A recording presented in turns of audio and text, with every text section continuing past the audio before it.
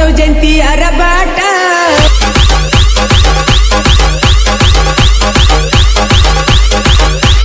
ಹಾರತೈತಿ ಬಾವುಟ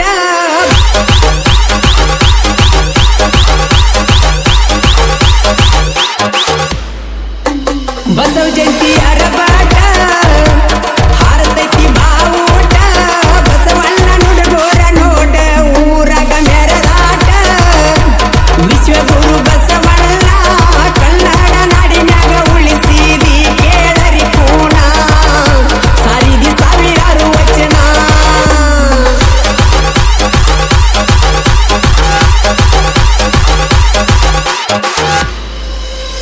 ದೇಶಕ್ಕೆ ಮೂರು ಬಲ್ಲ ನಾಡಿಗೆ ಎರಡು ಬಲ್ಲ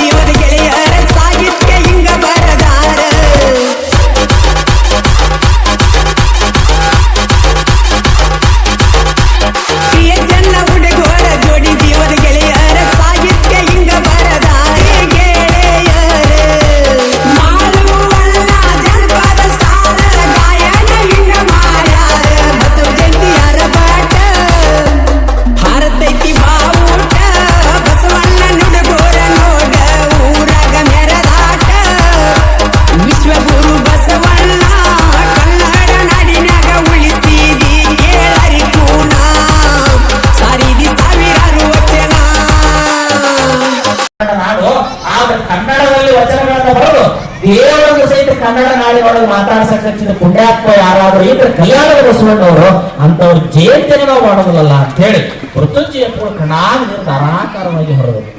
ಅಂಜಪ್ಪನವ್ರ ಎಂತ ವಿಚಾರ ಕೊಟ್ರಿ ನೀವು, ಎಂತ ವಿಚಾರ ಕೊಟ್ರಿ ನೀವು ಅಂತ. ಕೊನೆಗೆ ಅವತ್ತಿನ ಕಾಲದ ದೊಡ್ಡ ದೊಡ್ಡ ಪಂಡಿತರಿಗೆ ಶಾಸ್ತ್ರಿಗಳಿಗೆ ಪತ್ರ ಬರೀತಾರೆ. ಬಸವಣ್ಣನವರು ಹುಟ್ಟಿದ ದಿನ ಎಲ್ಲರ ನಿಮಗೆ ಪುರಾಣದಾಗ ಬಾಮಿನಿ ಷಟ್ಪದಿ, ವಾರ್ಧಿಕ ಷಟ್ಪದಿ, ಕುಸುಮ ಷಟ್ಪದಿ ಅಂತ ಪುರಾಣಗಳದ ವಚನಗಳು ಇನ್ನೂ ಸಿಕ್ಕಿದ್ದಿಲ್ಲ ಅವಾಗ ನಮಗೆ. ಯಾಕಂದ್ರೆ 1924, 25, 26 ವಚನ ಶಾಸ್ತ್ರ ಭಾಗ 1, ಭಾಗ 2, ಭಾಗ 3 ಪೂಜ್ಯರಾದ ಹಳಕಟ್ಟಿ ಪಟ್ಟಿರಪ್ಪನವ್ರು ಅವಾಗ ತಗೊಂಡು ಬಂದ್ರು. ಅದಕ್ಕಿಂತ ಮೊದಲು ನಮಗೆ ವಚನಗಳು ಗೊತ್ತಿದ್ದಿಲ್ಲ. ಭಾಳ ಅಂದ್ರೆ ಸುಮ್ಮನೆ ಅಲ್ಲೊಂದು ಅವ್ರ ಬಾಯಿ ಆಟ ಕಾದರೊಳ್ಳಿ ಪದಗಳು ಹಾಡ್ತಿದ್ರಲ್ಲ, ಹಂಗ ವಚನಗಳಿದ್ವು. ವಚನಗಳು ಅಧಿಕೃತ ಗೊತ್ತಿದ್ದಿಲ್ಲ.